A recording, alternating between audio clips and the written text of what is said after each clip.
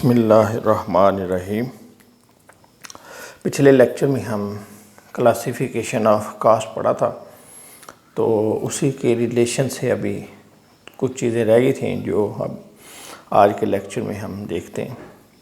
तो हमने पढ़ा था कि कोई भी जो प्रोडक्ट है उसकी जो कॉस्ट है उसमें 3 एलिमेंट होते हैं। एक मटेरियल लगता है, एक उसको बनाने पे जो लोग काम करते हैं लेबर लगती है, और कुछ जो है आजकल आप जानते हैं कि हर चीज़ मशीनों पे बन रही है, तो कुछ खर्चा वो जो मशीनों के ऊपर आता है वो उस पर लगता है। तो उसके लिए फिर हमने कहा था कि एक हेड है हमारा जिसको ओवरहेड्स का नाम हम देते हैं, वो चीज़ होगी ओवरहेड। अभी देखें मटेरियल जो है इसकी आगे फिर हमने बनाई थी 2 कैटेगरीज कि एक मटेरियल वो होता है जिसका इस प्रोडक्ट को बनाने में मेन किरदार है, यानी उस मटेरियल के बगैर उस प्रोडक्ट को बनाने का आप तसव्वुर नहीं कर सकते। जैसे आपने शुगर बनानी है तो उसमें क्या है, शुगर केन जो गन्ना है वो एक मेन प्रोडक्ट है, उसके वो निकालते हैं, जूस निकालते हैं और फिर उसको मुख्तलिफ़ प्रोसेस से गुजार कर शुगर बन जाती है। तो यानी 2 मटेरियल हो जाते हैं। एक मटेरियल वो है जिसका मेन करैक्टर है, उसको हम नाम देते हैं डायरेक्ट मटेरियल, या आप इसको ऐसे भी कह सकते हैं कि प्रोडक्ट की जो कॉस्ट है, जो ख़र्चा आसानी से ट्रेस हो जाए, जिसका मेन उसमें रोल हो, वो आपका डायरेक्ट मटेरियल। और इस मटेरियल का मेन रोल होता है। और इसके अलावा भी यानी प्रोडक्ट को बनाने में, यानी गन्ना जो है शुगर केन जिसको हम कहते हैं, वो ही नहीं लगता, उसके अलावा मुख्तलिफ़ और तरह के केमिकल्स वो भी मटेरियल ही कहलाते हैं, वो भी इसमें यूज़ होते हैं, तब जाके शुगर बनती है। लेकिन उनका जो रोल है वो सेकेंडरी है। इस मटेरियल का जो रोल है वो प्राइमरी है, इसके सेकेंडरी है। तो ऐसे मटेरियल को हम कहते हैं इनडायरेक्ट मटेरियल। अब इसी तरह लेबर होती है। लेबर भी 2 तरह की है। एक लेबर वो है जो कि किसी चीज़ को बनाने में एंगेज है, इनका मेन रोल होता है, यानी इस लेबर के बगैर आप ये प्रोडक्ट नहीं बना सकते, उसको हम कह देते हैं डायरेक्ट लेबर। और एक लेबर वो होती है जो कि इनके साथ इस प्रोडक्ट बनाने में अपना रोल प्ले करती है, इनका रोल होता है सेकेंडरी, तो इसको हम कह देते हैं इनडायरेक्ट लेबर। Indirect labour. जो डायरेक्ट कास्ट होती है ये किसी भी प्रोडक्ट में आसानी से ट्रेस की जा सकती है, ठीक है। इनका शेयर भी ज़्यादा होता है किसी प्रोडक्ट कॉस्ट के हवाले से, कि इनका शेयर जो है वो ज़्यादा होता है डायरेक्ट कास्ट का। इनडायरेक्ट का जो शेयर है वो कम होता है। तो 2 तरह के मटेरियल हो गए, 2 तरह की लेबर होगी। एक मटेरियल को हमने डायरेक्ट का नाम दिया, दूसरे को इनडायरेक्ट। इसी तरह लेबर भी 2 तरह की हो गई, एक हो गई डायरेक्ट और एक इनडायरेक्ट।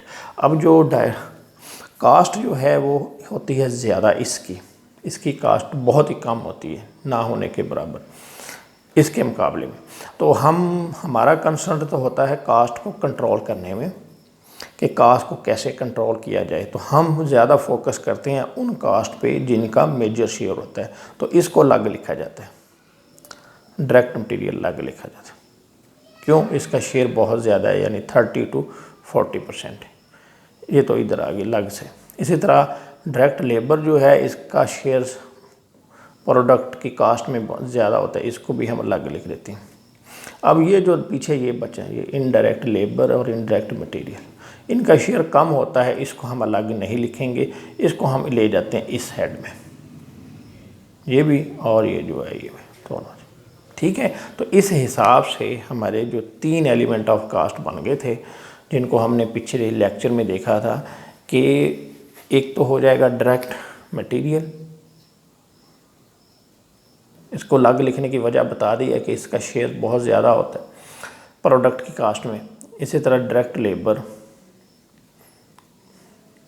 और ये इजीली आइडेंटिफाइबल होते हैं, यानी आप जब भी कोई किसी चीज़ की कास्ट निकालते हैं तो ये फ़ौरन पता चल जाता है, क्यों, इनका मेजर शेयर होता है। और इन दोनों को छोड़कर बाकी जो बचता है उसको हम लिख देते हैं ओवरहेड्स के नाम से। कास्ट काउंटिंग में हम इसके लिए FOH का लफ्ज़ इस्तेमाल करते हैं, या हम इसके लिए मैन्युफैक्चरिंग ओवरहेड्स का नाम इस्तेमाल करते हैं। मैन्युफैक्चरिंग ओवरहेड्स, 3 नाम है इसके, ठीक है। तो एलिमेंट ऑफ कास्ट जो है वो 3 हो गए। आपको इसका पता चल गया इनडायरेक्ट मटेरियल का, कि डायरेक्ट मटेरियल वो है जो कि इजीली किसी भी प्रोडक्ट की कास्ट में, प्रोडक्शन प्रोसेस में आइडेंटिफाइबल है। इनडायरेक्ट मटेरियल जो है ये सपोर्टिंग है। डायरेक्ट लेबर भी इजीली आइडेंटिफाइबल है, इनका मेजर शेयर होता है प्रोडक्ट की कास्ट में। इनडायरेक्ट लेबर का जो सपोर्टिंग रोल है, इनका शेयर भी कम होता है प्रोडक्ट की कास्ट में। इनको छोड़कर, इन 2 को छोड़कर जो भी कास्ट आएगी किसी तरह की भी, मशीनों की, जो मशीनें प्रोडक्ट बना रही हैं उनकी रिपेयर मेंटेनेंस है, उनकी डेप्रिसिएशन है, वो सब क्या होता है, ओवरहेड्स में चला जाता है। ये 2 कॉस्ट आप अलग लिखेंगे, और इन दोनों को छोड़कर बाकी जो कुछ भी होगा किसी प्रोडक्ट को बनाने में वो सारा ओवरहेड्स में आ जाएगा, ठीक है। इसके 3 नाम हैं, ओवरहेड्स भी यूज़ किया जाता है, FOH भी यूज़ किया जाता है, और मैन्युफैक्चरिंग ओवरहेड भी यूज़ किया जाता है। अभी देखें, आपको पता चल गया कि किसी चीज़ को बनाने में 2 कॉस्ट मेन होती हैं जिनका बहुत ज़्यादा शेयर है। ये तो एक तीसरा हेड इसलिए खोला गया कि इन दोनों को छोड़कर बाकी सब इसमें लिख दो। तो इसमें तो बहुत सारा मिक्सचर है, ब्लेंड है, बहुत सारी कास्ट इसमें होंगी, लेकिन हर कास्ट की वैल्यू कम होगी, सारी मिल के काफ़ी ज़्यादा बन, यानी इनके 1 के बराबर हो जाती है। पिछले लेक्चर में मैं बताया था कि तकरीबन 40-30 या 40-40 इनका शेयर बन जाता है, और बाकी जो 20 to 30% वो इसमें आ जाते हैं। तो ये नुमाया कास्ट नहीं है किसी प्रोडक्ट में। मेन कास्ट कौन सी हैं, ये सिर्फ 2। तो आगे हम देख रहे हैं प्राइम कास्ट। प्राइम कास्ट, तो प्राइम का मतलब होता है नुमाया, मेन। तो अब आपको समझ आ गई होगी कि नुमाया कास्ट कौन सी है किसी भी प्रोडक्ट में, वो 2 हैं। डायरेक्ट मटेरियल होती है, डायरेक्ट मटेरियल्स, और डायरेक्ट लेबर। तो इनको हम कहते हैं प्राइम कास्ट, ठीक है। Prime cost is equal to direct materials plus direct labours, इन दोनों को कंबाइन हम कहते हैं प्राइम कास्ट। इसके बाद है कन्वर्जन कास्ट। कन्वर्जन कास्ट, तो कन्वर्जन का मतलब होता है कन्वर्ट, कन्वर्ट से लिखा है कन्वर्ट, कन्वर्ट से बन गया कन्वर्जन। अब देखें किस चीज़ को कन्वर्ट कर रहे हैं हम, क्या कर रहे हैं कि मटेरियल को, जो रॉ मटेरियल है या डायरेक्ट मटेरियल है, उसको हम कन्वर्ट कर रहे हैं किस में, फाइनल फिनिश्ड हालत में। यानी इधर आपके पास शुगर केन है, आप इसको कन्वर्ट कर रहे हैं शुगर में, ठीक है। इधर आपके पास थ्रेड है या कॉटन है, इसको आप तब्दील कर रहे हैं क्लॉथ में। तो रॉ मटेरियल को उसकी फाइनल हालत में तब्दील करने को हम कहते हैं, जो कॉस्ट लगेगी उसको कहेंगे कन्वर्जन कॉस्ट। तो इसकी जो डेफिनेशन है वो ये है कि cost incurred to convert materials into finished goods, ठीक है। अब देखिए समझे कि ये मटेरियल है आपके पास, इसको हमने तब्दील करना है फिनिश गुड्स में। ये रॉ मटेरियल है, इसमें लिख भी सकते हैं raw material. Cost incur to convert raw materials into finish goods, ये हमारा रॉ मटेरियल पड़ा, इसको हमने तब्दील करना है किस में, फिनिश गुड्स में। तो इसके लिए क्या क्या लगाने पड़ेगा, ये 2 चीज़ें, ये 2 चीज़ें लगाएंगे ना। हमने पढ़ा था प्रोडक्ट कास्ट में ये 3 चीज़ें शामिल होती हैं, तो फिर वो क्या करते हैं, प्रोडक्ट बन जाएगी।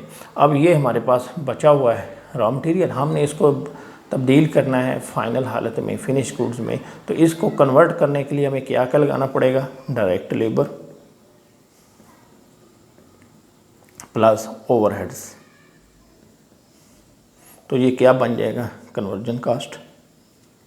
यानी आसान तरीका है याद रखने का कि मटेरियल को, एलिमेंट कास्ट आपको पता है, तो मटेरियल को छोड़कर बाकी जो दो कास्ट होंगी वो लिख लें, तो दोनों को कंबाइनली कहा जाएगा कन्वर्जन कास्ट। इसके बाद है आपका प्रोडक्ट कास्ट। प्रोडक्ट कास्ट जो है वो आपको पता, पिछले लेक्चर में बता दिया था, दोबारा रिपीट कर देता हूँ कि किसी भी प्रोडक्ट को बनाने में जो भी कास्ट आएगी वो आपकी प्रोडक्ट कास्ट है। तो product cost is equal to, इसको हम मैन्युफैक्चरिंग कास्ट भी कहते हैं, प्रोडक्ट कास्ट, मैन्युफैक्चरिंग कास्ट। तो ये किसके बराबर है, direct materials plus direct labour plus FOH, तीनों लग जाएंगी तो ये प्रोडक्ट बन जाएगी। एक हमने पढ़ा था product period cost. Period cost जो होती है ये क्या है, इसका प्रोडक्ट से नहीं तल्लक, लेकिन जो है इसका तल्लक है पीरियड के साथ, लेकिन ये भी इसीलिए इनकर्ड हो रही हैं कि यानी प्रोडक्ट बने, लेकिन डायरेक्टली नहीं एंगेज, इसका प्रोडक्ट की तैयारी से तल्लक नहीं है, इसलिए हम इसको क्या करते हैं, अलग से लिखते हैं। लेकिन जब हम चीज़ बेचते हैं उस वक्त जो कॉस्ट निकालते हैं तो फिर क्या करते हैं, ये भी ऐड करके फिर नई कॉस्ट डिटरमिन की जाती है। तो पीरियड कास्ट में दो खर्चे होते हैं, एक को हम कहते हैं, यानी ये period cost is equal to operating expenses. तो ऑपरेटिंग किस से क्या मुराद है कि बिज़नेस को जो ऑपरेट करने के लिए जो खर्चे किए जाते हैं वो आपके ऑपरेटिंग एक्सपेंसेस हैं। और आपको इस बात का इल्म है कि हम जब चीज़ बेचते हैं तो चीज़ को यानी लेकर ख़रीदने से, यानी रॉ मटेरियल से लेकर, या ट्रेडिंग कर रहे हैं तो ख़रीदने से लेकर बेचने तक हमारे जो भी खर्चे होते हैं हम वो रिकवर करते हैं उस प्रोडक्ट की कास्ट के थ्रू। ठीक है, ऐसा नहीं है कि हम जो बिज़नेस को चलाने के खर्चे हैं वो कहीं अलग से क्लेम करें, वो भी प्रोडक्ट की कास्ट में ही इंक्लूड किया जाता है। लेकिन कास्ट को कंट्रोल करने के लिए हम क्या करते हैं, इसको अलग से लिखते हैं। पीरियड कास्ट अलग लिखते हैं, प्रोडक्ट कास्ट अलग लिखी जाती है, और इसको हम कहते हैं ऑपरेटिंग एक्सपेंसेस। इसमें दो चीज़ें हैं, एक को हम कहते हैं सेलिंग एक्सपेंसेस और एक को हम कहते हैं एडमिन एक्सपेंसेस। ठीक है, ये दोनों पीरियड कास्ट कहलाती हैं। तो इसको हम मार्केटिंग भी कहते हैं, मार्केटिंग एंड सेलिंग। इसको हम कह देते हैं general and admin, general and admin expenses. इसको हम कहते हैं मार्केटिंग एंड सेलिंग एक्सपेंसेस। ये दोनों जो हैं ये पीरियड कास्ट होती हैं। और जब हम कॉस्ट फॉर सेल पर्पज़ निकालेंगे प्रॉफिट मालूम करने के लिए, तो ये कास्ट भी जो है पीरियड कास्ट वो भी ऐड की जाती है। तो अभी हम नया फार्मूला बनाते हैं। तो टोटल कास्ट का फार्मूला बन जाएगा product cost plus period cost, इसको हम कहेंगे टोटल कास्ट। ये चीज़ भी कवर हो गई। अभी आखिरी है बिहेवियर ऑफ कास्ट। कास्ट का बिहेवियर देखते हैं तो एक फ़िक्स कास्ट होती है और एक होती है वेरिएबल कास्ट। फ़िक्स कास्ट जो होती है ये पर यूनिट चेंज होती है, टोटल में सेम रहती है। यानी ये वेरी करेगी, पर यूनिट कास्ट चेंज होती जाएगी, और ये जो है पर यूनिट सेम रहेगी और टोटल में चेंज हो गया। ठीक है, ये अपोजिट है फिक्स कास्ट। ये आगे जाके आपको जब बजट बनाएंगे तो वहाँ पे ये चीज़ आपके काम आएगी, वहाँ पे आपको ये चीज़ याद रखनी है। अब समझे ज़रा, हमने हमारी टोटल फिक्स कॉस्ट जो है वो साल की 50,000। ठीक है, अब सपोज़ आप, ये तो सेम ही रहेगी, ये चेंज नहीं होगी। ये हमने पूरे साल की एक एस्टिमेट किया हुआ है कि ये 50,000 होगी। अब क्या होगा कि अगर आप 10,000 यूनिट बनाएंगे तो फिक्स कास्ट आपकी टोटल तो वही रहेगी 50,000 ही। तो जब हम 1 यूनिट की कास्ट निकालेंगे तो ये आ जाएगी ₹5। ठीक हो गया। जब आप 20,000 यूनिट बनाएंगे यानी इससे ज़्यादा जाएंगी तो ये क्या हो जाएगा, आपकी फ़िक्स्ड कास्ट टोटल तो सेम रहेगी, यानी टोटल सेम रहेगी, और जब इसको करेंगे तो ये 10,000 है, यूनिट डबल हो गए तो ये आधी रह जाएगी। ठीक है, इसको कहते हैं, यानी ये देखें पर यूनिट क्या है, फिक्स है, टोटल वही है। ये इसका बिहेवियर है कि टोटल कास्ट जो है टोटल सेम रहती है और पर यूनिट चेंज होती है। यूनिट ज़्यादा बनाएंगे तो जब हम डिवाइड करेंगे इसको तो पर यूनिट कम होती जाएगी। ठीक है, अगर ये यूनिट जो हैं कम हो जाएंगे तो ये गिर जाएगी। अगर यहाँ पे देखें, अगर आपने 5,000 यूनिट बनाए तो क्या होगा, ये पर यूनिट कास्ट 10 हो, 1 यूनिट के हिस्से में 10 रुपये आएंगे, यानी फिक्स कास्ट पर यूनिट ₹10। इधर आए, इधर पर यूनिट कास्ट दी होती है कि एक चीज़ को बनाने पे आपका 10 रुपये खर्च आता है। ठीक है, तो ये तो 10 ही रहेगा। आप अगर 1 यूनिट बनाएंगे तो क्या होगा, 10 आएगी, 2 बनाएंगे 20 आएगी, 3 बनाएंगे 30 आएगी, तो ये क्या होगा, टोटल बढ़ती जाएगी, टोटल जो है वो इंक्रीज़ करती जाएगी और पर यूनिट ये सेम रहेगी। इधर क्या था, पर यूनिट चेंज होती है, इधर पर यूनिट फिक्स रहती है। इधर क्या है, टोटल सेम रहती है और इधर टोटल चेंज होता रहता है। 10 बनाएंगे तो ₹10 है, 1000 यूनिट बनाएंगे 10,000 आ जाएगी। ठीक है, अगर आपने 2,000 यूनिट बना लिए तो क्या हो जाए, ये 20,000 हो जाएगी, यानी ये बढ़ जाएगी। यूनिट नहीं बनेंगे तो ज़ीरो हो जाएगी, कम यूनिट होंगे तो कम हो जाएगी, ज़्यादा यूनिट होंगे तो ज़्यादा हो जाएगी। इसको हम कहते हैं बिहेवियर ऑफ कास्ट। और ये जानना इसलिए ज़रूरी है कि जब आप डिसीजन करते हैं किसी चीज़ का तो उसमें ये फिर आप बिहेवियर देखते हैं, ये आपको आगे इसके बारे में पता चल जाएगा। यहाँ सिर्फ यही समझना आपके लिए काफ़ी है। तो आखिर में मैं आपको सिर्फ फार्मूले जो हैं वो बता देता हूँ, एक दफ़ा रिपीट कर देता हूँ। प्राइम कास्ट जो है वो आपकी क्या है, direct material plus direct labour, direct conversion cost जो है वो ये क्या है, direct labour plus FOH। Manufacturing cost या ये जो टोटल कास्ट, प्रोडक्ट कास्ट जो है वो क्या है, मैन्युफैक्चरिंग कास्ट या प्रोडक्ट कास्ट, ये तीनों आ जाएंगी, direct material plus direct labour plus FOH। अब ये इक्वेशन है, अब इसमें क्या होगा कि अगर आपको इक्वेशन में 3 चीज़ें आ रही हैं, एक इधर है 3 है, ये टोटल 4 हो गई, तो अगर 3 चीज़ें दी जाएं आपको तो चौथी चीज़ आप मालूम कर सकते हैं। यहाँ 3 है इक्वेशन में, यहाँ भी 3 है, इसमें 4 हैं, तो यहाँ पे अगर आपको 3 चीज़ें दी गई हैं, 3 इसमें आती हैं, prime cost is equal to material, तो अगर एक मिसिंग हो तो आप इक्वेशन के ज़रिए तीसरी चीज़ मालूम कर सकते हैं। जैसे एक एग्जांपल देता हूँ, फिर आगे देखेंगे नेक्स्ट लेक्चर में। प्राइम कास्ट जो है उसने दी हुई है 100, ठीक है। डायरेक्ट मटेरियल जो है वो है 80,